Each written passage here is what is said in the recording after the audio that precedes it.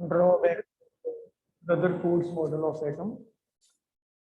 इस केस में when we try Rutherford's model of atom on the basis of alpha ray scattering experiment, we devise rather alpha ray scattering experiment, and then we plan the Rutherford model of atom. उसके accordingly बेटे जो यहाँ पे drawback notice की गई, इसमें Rutherford model में आपको बताया गया कि central part of the atom जो है it is containing entirely the positive charge of the nucleus और द एटम, और इसको आप न्यूक्लियस बोल दिया करते हो। और आपने कहा था कि इलेक्ट्रॉन्स जो हैं these are revolving around this nucleus in the orbits with it. Electromagnetic theory हमें कहती है कि अगर कोई भी चार्ज बॉडी जो है किसी सर्कुलर ट्रैक में रिवॉल्व कर रही है तो it should emit electromagnetic radiations. और अगर ये इलेक्ट्रॉन जो इस न्यूक्लियस के राउंड अबाउट रिवॉल्व कर रहा है ये इलेक्ट्रोमैग्नेटिक रेडिएशंस अमिट करेगा, तो इस इलेक्ट्रोमैग्नेटिक रेडिएशन की एमिशन की वजह से हमारा जो इलेक्ट्रॉन है इसकी energy with the passage of time बेटा कम होती चली जाएगी, and due to that decreased energy electron जो है it should ultimately fall into the nucleus and the atomic matter it should be collapsed।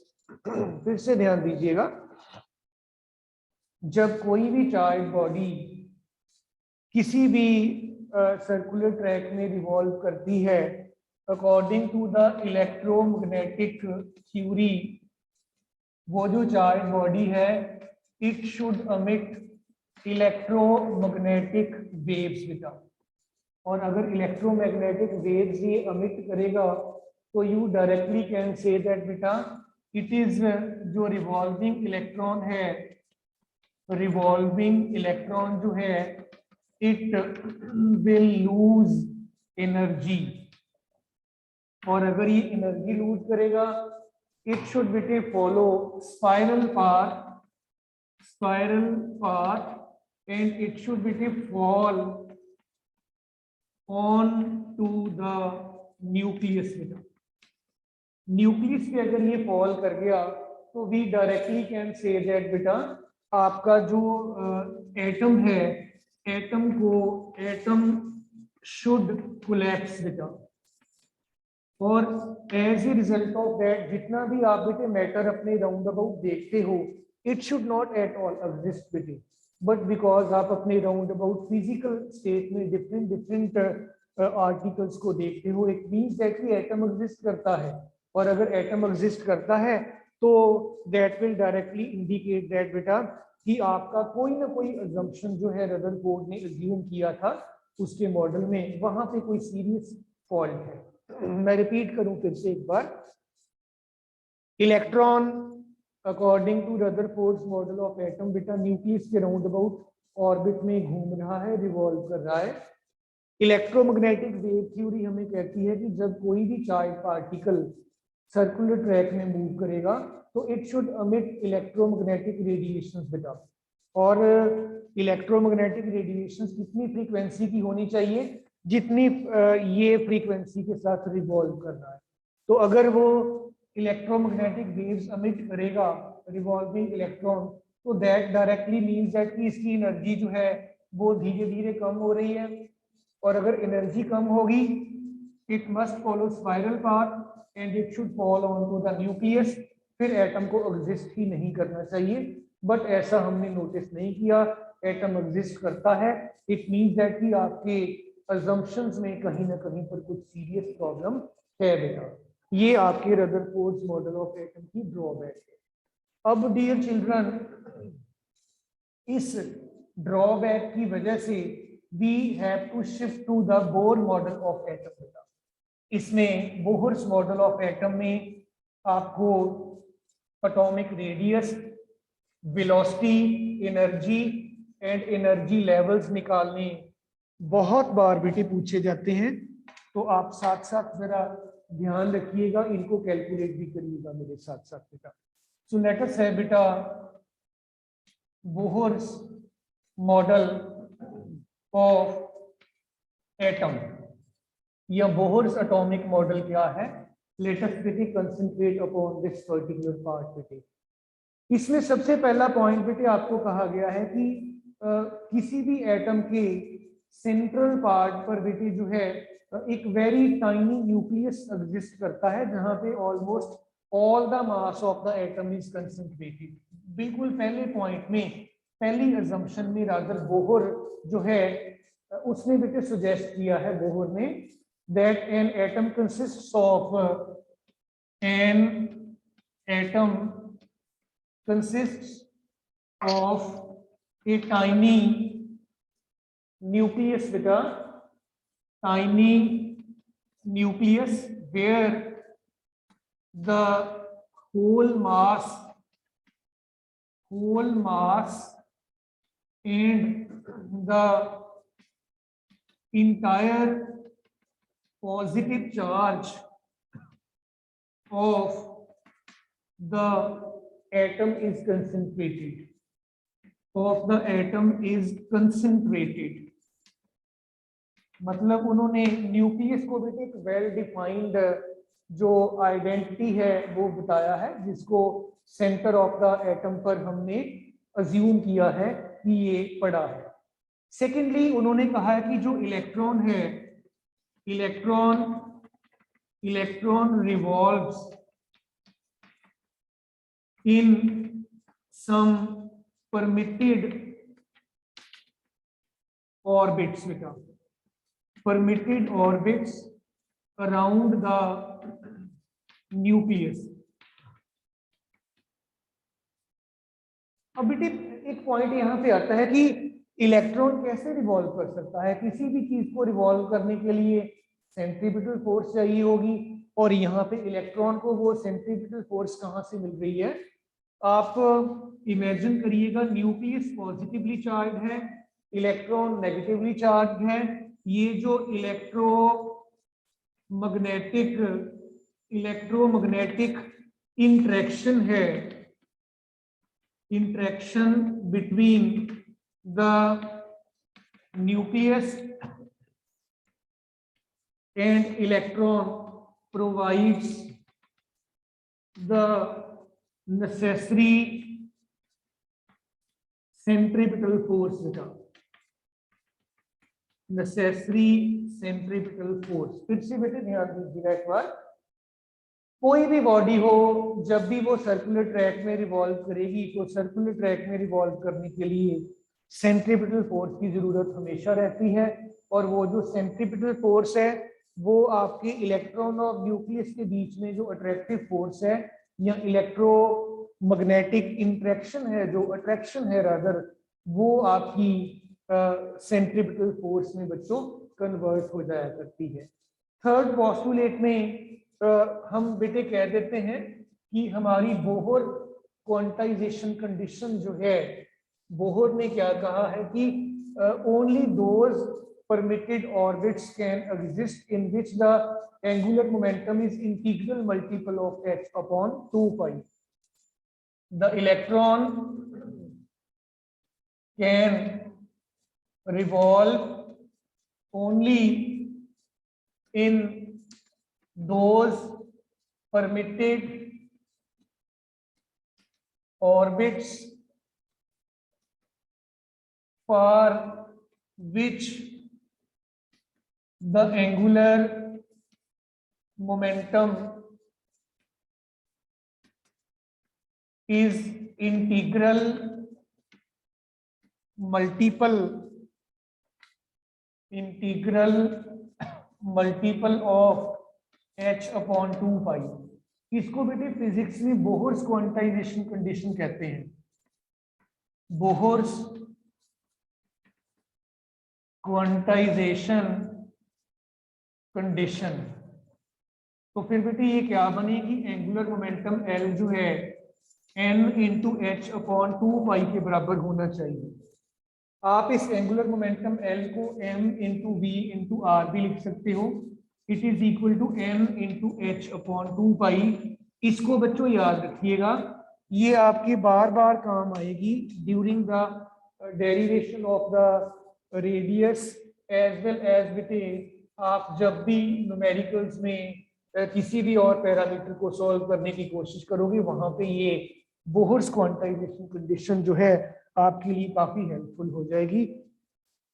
Angular momentum revolving electron का जो है ये h अपॉन 2 पाई का इंटीग्रल मल्टीपल उस ऑर्बिट में होना चाहिए, यही इस कंडीशन में कहा गया है बेटे। फोर्थ पोस्टुलेट में बोहर ने कहा है कि जो ऑर्बिट्स हैं बेटा, जब इलेक्ट्रॉन इनके न्यूक्लियस के राउंड अबाउट ऑर्बिट्स में रिवॉल्व कर रहा है तो वो एनर्जी रेडिएट नहीं करता है। It was although in not in accordance with the electromagnetic theory, because जब भी कोई चीज रिवॉल्व करेगी न्यूक्लियस के round about charge particle revolve करेगा in the form of electron, तो इट शुड एमिट एनर्जी। यहाँ पे ये बोहर ने अज्यूम किया कि जो रिवॉल्विंग इलेक्ट्रॉन है it does not emit energy. इसको बेटे बोल देते हैं कि आपके जो ऑर्बिट्स हैं वो एक फिक्स्ड एनर्जी पोजेस किए हुए हैं, जिनको स्टेशनरी स्टेट्स भी कहा जाता है। सो आपका इलेक्ट्रॉन जो है ये स्टेशनरी स्टेट्स में बेटे रिवॉल्व कर रहा है अराउंड अबाउट द न्यूक्लियस, और वो उस ऑर्बिट में कोई भी एनर्जी का लॉस उसका नहीं हो रहा, ये उसने अज्यूम किया।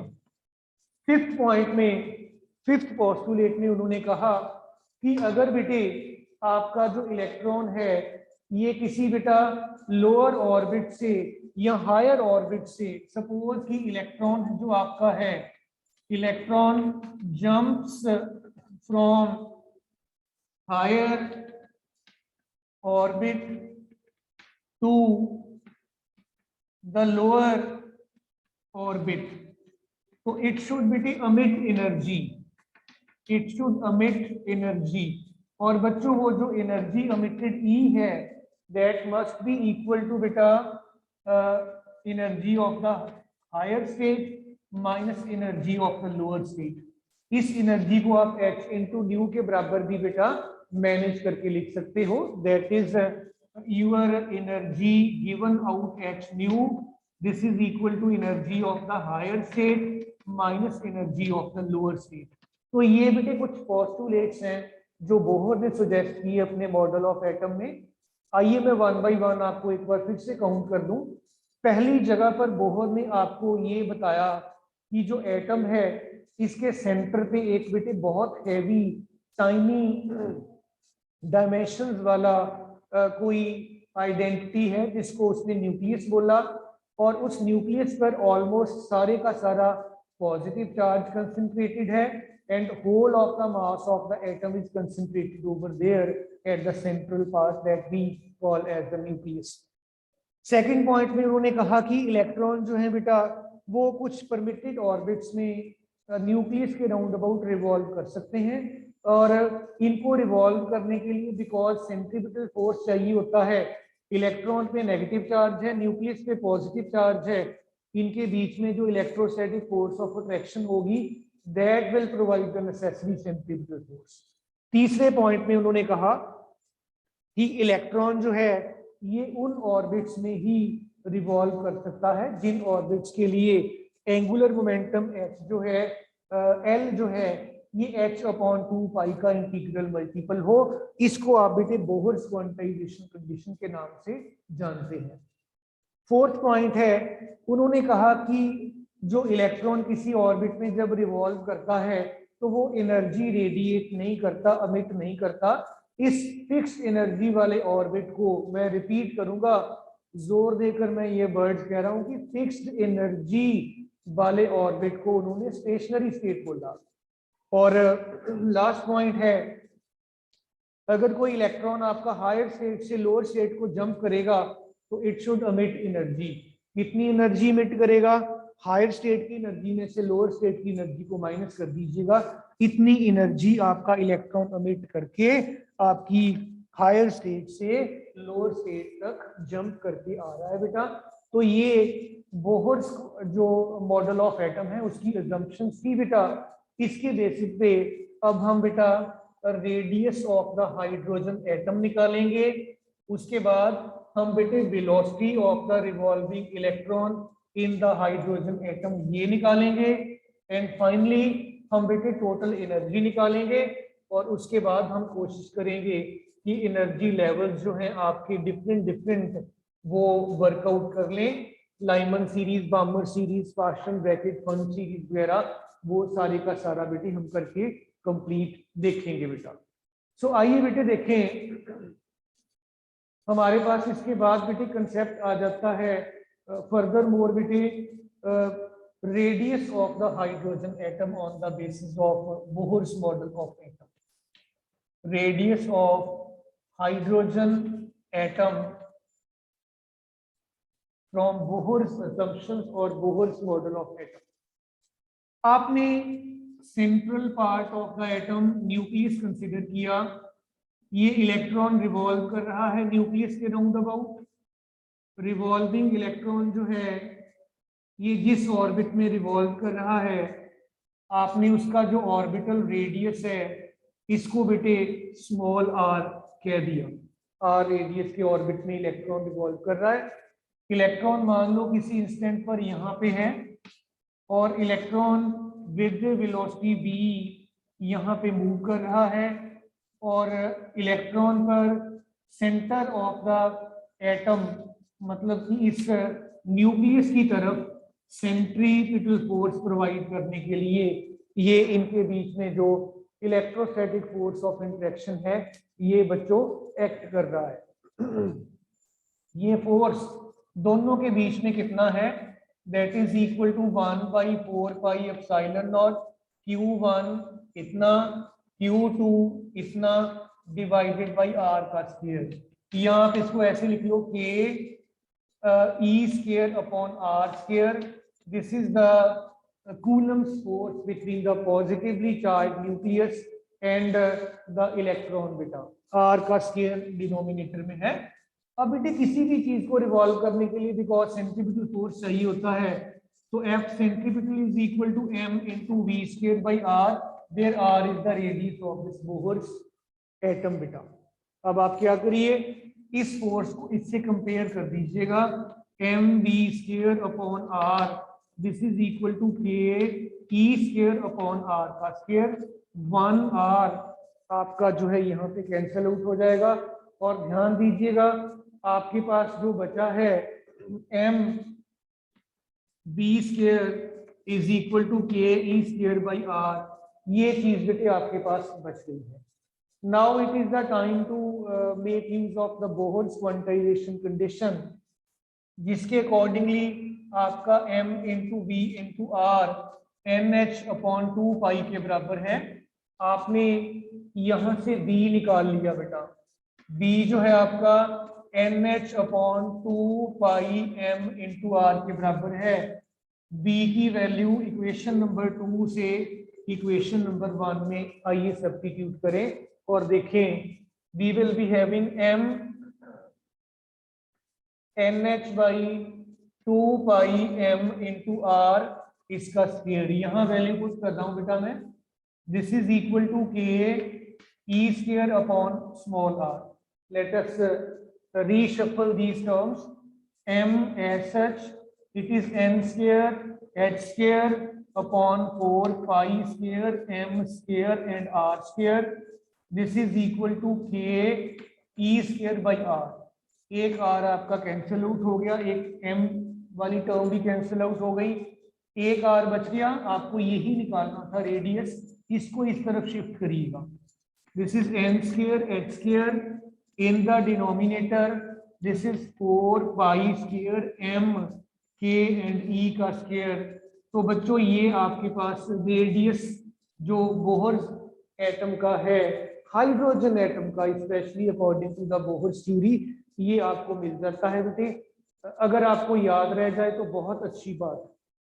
फिर से मैं रिपीट करूं, अगर बेटा रेडियस जो है यहाँ पर आपके हाइड्रोजन एटम के लिए हम इसको वर्कआउट भी कर सकते हैं। निकाल भी सकते हैं। Let me rewrite it on this side of the board. आपने रेडियस प्रेजेंटली निकाला है, radius r to be equal to n का, इसको पहले मैं 1/k सेपरेट करके लिख लूं, n square h square upon this is बेटे 4 स्क्वायर एम एंड ई का स्क्वायर। ये बच्चों आपके पास रेडियस बन गया। अब हाइड्रोजन एटम के लिए जब आप इसको अप्लाई करोगे बेटा, तो हाइड्रोजन एटम के लिए n आपका 1 क्योंकि एक ही ऑर्बिट है, h आपका Planck's constant 6.62 into 10⁻⁻34 joule second, mass of electron 9.1 10⁻31 kg and electron के ऊपर चार्ज -19 कूलम। ये सारी वैल्यूज जब आप सब्स्टिट्यूट कर देते हो इस एक्सप्रेशन में, इस वाले में, आपके पास जो रेडियस है बेटा 0.53 एंगस्ट्रॉम्स के बराबर आफ्टर द कैलकुलेशंस आ जाता है। इसका बेटे आपने खास ध्यान रखना है, वेरी टाइनी ऑर्बिट बनता है ये 0.53 एंगस्ट्रॉम्स। अगर आप इसको अदरवाइज विजुअलाइज करो तो ये 53 into 10⁻12 metre, very very small radius बन जाता है। सो बेटे इन दिस मैनर आपने अपना जो रिवॉल्विंग इलेक्ट्रॉन है पहले ऑर्बिट में, एक ही ऑर्बिट है हाइड्रोजन एटम में, उसका रेडियस आपने इस तरीके से जज कर लेना है। सेकेंडली, आपको कई बार वो कह देते हैं कि इस ऑर्बिट में आप वेलोसिटी भी निकाल के बताइए। तो आइए dear children, before we proceed further बेटा वेलोसिटी को भी निकाल के देखें बेटा, हमारा वेलोसिटी कितना आएगा इस ऑर्बिट में। Let us concentrate upon that part बेटा। Calculating velocity of the electron बेटा, let us go for with the calculation of the velocity of the electron in hydrogen atom बेटे। रेडियस आपने निकाला, आइए देखें वेलोसिटी को भी वर्कआउट करके देखें कि किस तरीके से हम वेलोसिटी निकाल सकते हैं। Velocity of the electron in hydrogen atom. Hydrogen atom में बेटे वेलोसिटी निकालने के लिए आपको अगेन बेटे इन चीजों की क्वांटाइजेशन कंडीशन की जरूरत पड़ेगी। आपने m into b into r NH/2 कहा था, और बेटे डियर चिल्ड्रन आप यहां से सीधा वेलोसिटी निकाल लीजिए। Velocity is equal to NH/2 m and r। और डियर चिल्ड्रन अभी अभी आपने रेडियस ऑफ द न्यूक्लियस जो है ये निकाला था 1/k n square h square upon 4 square m e square. ये इक्वेशन नंबर 1 में इक्वेशन नंबर 2 से रेडियस की वैल्यू पुट कर दीजिए। सब्स्टिट्यूटिंग 2 in 1 रेडियस की वैल्यू पुट कर देंगे, हमारे पास आएगा velocity v it is equal to n into h upon 2 m and r this is बेटे n square h square upon this is your k 4 square m and e का square. ये term बेटे हमारे पास जो है ये बन जाएगी। आइए बेटे टर्म्स का अगर हम रीअरेंजमेंट करें, टर्म्स को देखें एक बार फिर से बेटा, तो we will be getting that this is NH/2 m। इसको हमने आउटसाइड द ब्रैकेट जो क्वांटिटी थी इसको हमने डिस्टर्ब नहीं किया, इसको आप रीअरेंज कर लीजिए। 4 square m e square into k divided by n का स्क्वायर h का स्क्वायर बेटा, ये चीज बन गई थी। एक n आपका कैंसिल आउट हो गया, एक h भी आपका कैंसिल आउट हो गया, स्मॉल m कैंसिल आउट हो गया, पाई कैंसिल आउट हो गया, 2 आपके पास यहाँ पे बचा बेटा। आइए रीअरेंज करें टर्म्स को। आपके पास बनेगा बेटा ये 2 बच गया, पाई बच गया बेटा। Then in the denominator NH, यहाँ K एंड E स्क्वायर, गिनकर इतनी टर्म्स हमारे पास जो है ये बची है। So we will be having that it is just equal to 1/n, इसको सेपरेट कर लिया, बाकी बच गया बेटे 2 पाई K E का स्क्वायर अपॉन H। यहाँ पर अब हमें टर्म्स को बेटे थोड़ा सा फिर से रीशफल करने की जरूरत है, तो let us rearrange these terms once again. This is 1/n। बेटे ये जो आपका k है इसकी मैं वैल्यू अब न्यूमेरिकल वैल्यू पुट कर देता हूँ। ये e का स्क्वायर मैंने पहले चूज कर लिया है, सच k आपका 1/4 पाई एप्सिलॉन नॉट होता है, so this is 4 pi epsilon not in the denominator लिखा। और इसको बेटे देखिए मैं h/2 पाई को कुछ इस तरीके से लिख रहा हूँ। इसके पीछे एक स्पेशल पर्पस है, I will just be explaining that purpose to you, that कि हमने ऐसा क्यों किया। जब आप बेटे इस तरीके से अरेंज कर लेते हो, आप यहाँ पे c से मल्टीप्लाई कर दीजिए, c से डिवाइड कर दीजिए, वेलोसिटी आपके पास आ जाएगा c divided by n, and this is e का square upon 4 pi epsilon not, and this is बेटे h/2 पाई इंटू c। ये चीज बेटे आपके पास जो है ये बन जाती है। ये जो चीज आप ब्रैकेट में देख रहे हो बेटा, which is e square upon 4 pi epsilon not h/2c, this is called बेटे फाइन स्ट्रक्चर कांस्टेंट। e का square divided by 4 pi epsilon not h/2 pi into c कर दीजिए, this is alpha, and alpha जो है it is called fine structure constant बेटा। सो इस case में velocity आपके पास फिर बन गई c/n इंटू अल्फा। बच्चों बड़े ध्यान से देखिएगा फिर से एक बार, ये जो अल्फा आप देख रहे हो बेटा, ये सारे कांस्टेंट पैरामीटर्स हैं, और ये सारे कांस्टेंट्स की जब आप वैल्यू पुट कर देते हो तो आपका अल्फा 1/137 आ जाता है। सो डियर चिल्ड्रन, आप अगर वेलोसिटी की इस फाइन स्ट्रक्चर कांस्टेंट की टर्म्स में बात करें तो v आपके पास जो है 1/137 टाइम्स c/n, ये टर्म आपके पास बेटे जो है ये बन जाती है। So before I proceed further बेटा, मानविया एंड सुप्रिया बेटा, क्लियर टू ऑल बेटा, मानविया सुप्रिया, मानविया मानविया बेटा, ओके बेटा, यस सर। बेटे क्लियर है ये मानविया?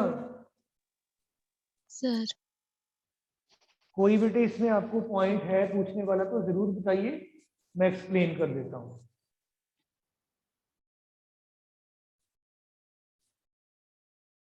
सो बेटे इस तरीके से आप बेटे जब बोहर्स फर्स्ट ऑर्बिट में वेलोसिटी निकालनी चाहेंगे, आप सिंपली वैल्यूज पुट कर दीजिएगा। यहाँ पे 1n को पुट कर दो, c आपके पास ऑलरेडी है ही है, आपके पास बेटे velocity in the hydrogen atom जो है 1/137, 3 × 10⁸ डिवाइडेड बाई 1, इतनी वेलोसिटी बेटे जो है आपकी हाइड्रोजन के एटम में आपको बेटे जो है ये मिल जाएगी।